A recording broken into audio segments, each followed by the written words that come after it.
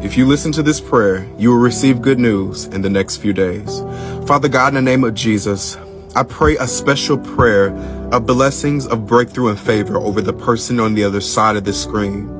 Father, I pray right now that you will begin to order their steps, Lord God, that they will walk down the right path, that they will come in contact with the right person at the right time in the right place. Father, I pray for divine assignments, divine connections, and divine appointments to follow them, Lord God. Father, I pray that they will get that congratulations, that they will get that approval letter, that they will get that, yes, you're hired, Lord God. Father, I pray that they will get a salary increase. I pray that you will increase their finances. I pray that good news will be their portion, Lord God.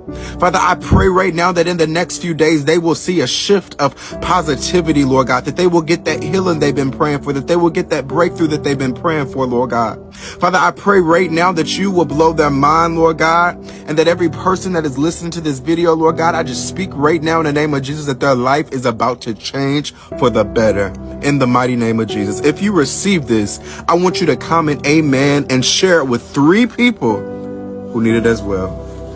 Come back to this post in a few days and tell me what the Lord did for you. God bless.